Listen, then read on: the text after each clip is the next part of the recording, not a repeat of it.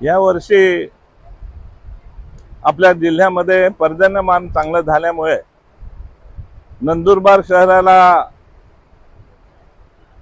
पिण्याचं पाणी देणाऱ्या दोन्ही धरणांमध्ये धरणं पूर्ण क्षमतेने भरलेली आहेत। धरणामध्ये अजून पाणी येत आहे म्हणून नंदुरबार नगरपालिकेच्या सीओना मी सांगितलं की आपण आठवड्यातून 2 दिवस पाणी पुरवठा करतो शहराला, तर आपण 1 दिवसाआड पाणी पुरवठा करावा म्हणून मी त्यांना 15 तारखेला निर्देश दिले होते।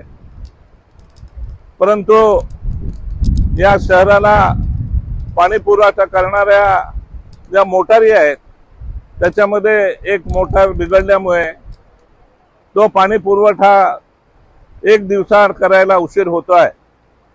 म्हणून काल नगरपालिकेने आदेश काढले की 25 सप्टेंबर 2024 पासून शहराला 1 दिवसाआड पाणी पुरवठा सुरू होईल, जेणेकरून लोकांना जी अडचण होती, भांड्यांमध्ये सर्व पाणी भरून ठेवावं लागत होतं, ते या पुढच्या काळामध्ये भरावं लागणार नाही।